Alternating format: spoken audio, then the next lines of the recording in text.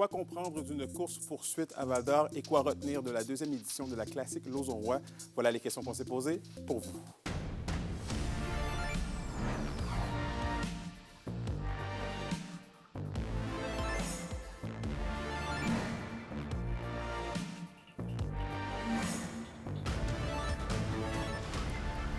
Ici Anthony Dallaire et voici vos informations. On débute le bulletin à Val-d'Or. Une poursuite policière a mené à 3 arrestations vendredi dernier. Et Alexandre, ce sont 3 mineurs qui sont concernés dans cet accident-là. Absolument, Anthony. 3 jeunes hommes d'âge mineur qui ont été interceptés par les policiers de la Sûreté du Québec. Le tout s'est passé un peu avant 13 h vendredi soir. Bon, ce qui s'est passé, c'est que des patrouilleurs ont été avisés de la présence d'un véhicule rapporté volé dans le secteur de la 4e rue de Val-d'Or. Et là, un patrouilleur a par la suite tenté d'intercepter la camionnette en question. Et c'est à ce moment-là que le véhicule a pris la fuite avec les 3 suspects à bord. Une poursuite de plusieurs minutes s'en est suivie dans différents secteurs de la ville jusqu'à ce que l'un des pneus de la voiture des fuyards a éclaté dans le secteur du boulevard Barrette. Les policiers ont alors pu intercepter la camionnette et procéder à l'arrestation des 3 adolescents. On ne rapporte d'ailleurs aucune blessure et dommages matériels en lien avec cet épisode. Et en terminant, Anthony, au moment de l'arrestation, les policiers se sont rendus compte que 2 des 3 jeunes étaient rapportés disparus et étaient recherchés par la police. Les 3 suspects dans cette affaire ont tous été emmenés au poste sur le champ et ont été interrogés par la Sûreté du Québec. C'est donc un dossier à suivre. Merci beaucoup, Alexandre. Mon plaisir. Et on poursuit avec les représentants des communautés autochtones de la région qui continuent de partager leur mécontentement face au projet de réforme forestier. Le chef de Lac-Simon, Lucien Wabanenick, est justement depuis hier du côté de la Suisse pour se faire entendre. Et William Maillé nous a préparé ce qui suit.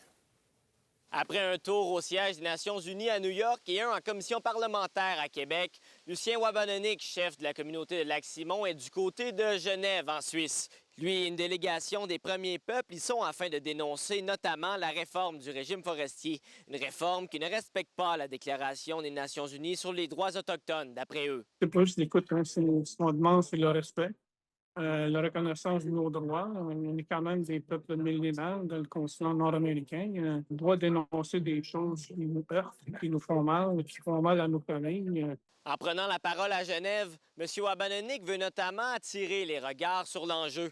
Il compte d'ailleurs utiliser plusieurs moyens afin de garantir le respect des droits des peuples autochtones. Des interviews, des messages, puis ça va continuer, ça va prendre de l'ampleur. Là. Ça, c'est... faut pas penser que ça va être une tempête dans un verre d'eau. Là. Ça, c'est loin de là. En opposition à la réforme, un groupe de la Première Nation Mamo en Haute-Mauricie bloque depuis jeudi dernier une partie du chemin de fer reliant Sainte-Terre à La Tuque.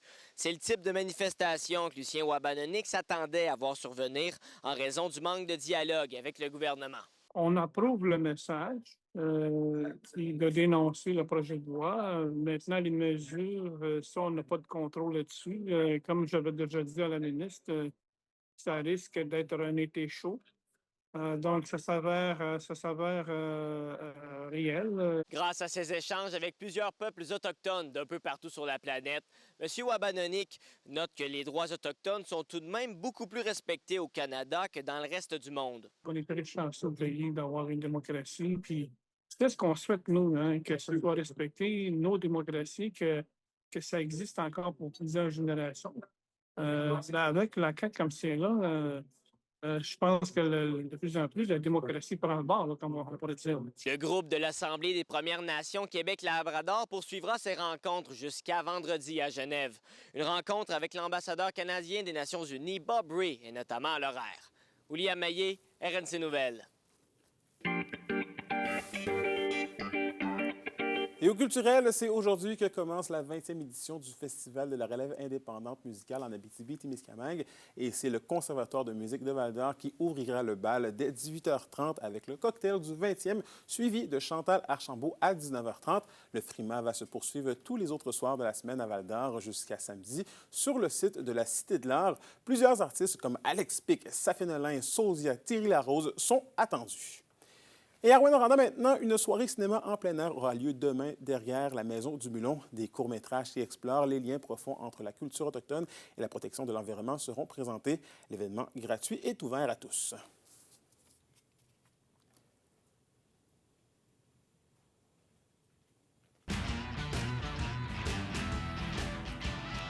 Et au sport, plus particulièrement au hockey, la classique Lauson-Roy était de retour pour une seconde fois du côté d'Amos. L'événement qui a pour but d'amasser des dons pour le fonds de l'athlète de l'Abitibi-Témiscamingue et la Maison du Bouleau Blanc aura été un succès sur toute la ligne. Encore une fois, un reportage de Zachary Desrosiers.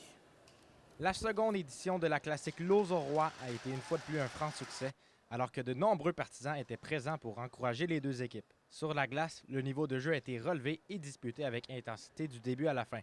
C'est finalement l'équipe Lauson qui l'a emporté en tir de barrage par la marque de 4-3 au grand plaisir de la foule. Jérémy Lauzon et Nicolas Roy se disent touchés par la réponse du public de la région.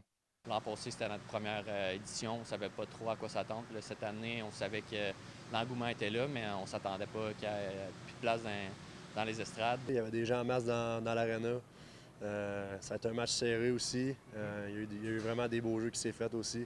Je pense que tous les gens qui sont déplacés aujourd'hui ont eu bien du fun. Fait on est super contents. Pour cette édition, les organisateurs ont travaillé fort pour attirer des nouveaux visages au sein des formations, comme Alexandre Carrier du Canadien de Montréal et Jacob Gaucher des Flyers de Philadelphie qui ont accepté l'invitation avec enthousiasme. L'année passée, c'était notre première année. On a eu vraiment des joueurs, des très bons joueurs de la région, mais d'aller chercher des joueurs comme ça qui jouent professionnels un petit peu partout, on les remercie vraiment beaucoup. Là. Ils sont déplacés pour venir avec nous, puis je pense qu'il y a beaucoup de gens qui étaient contents de les voir aujourd'hui. On essaie de ramasser des sous pour le fonds de la tête de l'Abitibi-Témiscamingue, puis cette année, la Maison du Bouleau Blanc là, à Amos. Fait que le but, c'est ça, c'est de ramasser des sous, puis je savais que d'apporter à Alexandre, c'était un plus. L'ancien des Olympiques de Gatineau et pilier défensif du CH a tenu à souligner l'importance de redonner à la communauté. Il a été aussi impressionné par l'ambiance à l'aréna. Oui, c'est important. Quand Jay m'en a parlé pendant la saison, début de l'année, j'ai dit oui tout de suite pas mal, fait que ça fait plaisir de venir ici. J'ai été super bien accueilli, puis comme il a dit plus tôt, l'aréna est remplie. On ramasse des sous pour une belle cause, puis ça finit un bon match. Hein, une victoire en prolongation de notre équipe. Fait que, non, c'était vraiment plaisant. Plusieurs partisans ont parcouru de nombreux kilomètres pour ne pas manquer cette journée qui, pour bien des jeunes et des moins jeunes, restera marquante. Festif, on avait une foule impliquée. Les gens étaient heureux d'être présents. Il faisait beau, H2O en même temps. Bravo à toute l'équipe. En plus, c'est au bénéfice de notre communauté. Oui, écoute, c'était incroyable. Je veux dire, c'est pas tous les jours qu'on a l'occasion de voir autant de bons joueurs à Amos. Puis, je veux dire, on a eu droit à du bon hockey. C'était un bel événement. Tu sais, ça finit en prolongation. Je veux dire, c'était vraiment un bon match. Après une deuxième édition fortement réussie, les organisateurs Jérémy Lauzon et Nicolas Roy ont déjà annoncé que la troisième édition aura lieu ici même l'an prochain, au complexe sportif des Jardins d'Amos. Zachary Desrosiers, RNC Nouvelles, Val-d'Or. Et les Canadiennes se sont imposées hier sur la troisième étape du Tour de l'Abitibi-Glencore. La Canadienne Raphaël Houde a triomphé sur le circuit urbain de Val-d'Or qui parcourait la ville sur une distance de 93 km. En deuxième position, on retrouve sa coéquipière Élodie Malois qui précède la Norvégienne Marthe Delven, présente sur le podium pour une troisième fois consécutive. Au terme de cette étape, Élodie Malois revêt le maillot de meneuse et de recrue alors que Marthe Delven conserve ses maillots de grimpeuse et de sprinteuse. Et la météo de l'Abitibi-Témiscamingue pour ce soir et cette nuit, on prévoit des orages possiblement violents et des averses pour la région. D'ailleurs, la fumée en provenance des feux de forêt des prairies canadiennes cause toujours une mauvaise qualité de l'air et une visibilité réduite dans la région. Minimum de 13 degrés Celsius pour l'Abitibi et de 15 degrés Celsius pour le Témiscamingue. Pour la journée de demain, alternance de soleil et de nuages pour l'Abitibi et du soleil pour le Témiscamingue, maximum entre 27 et 28 degrés Celsius. Et en aperçu finalement, pour mercredi, c'est de la pluie avec des maximums de 16 et de 23 degrés. Voilà, ça complète ce bulletin d'information. Bonne journée et à demain.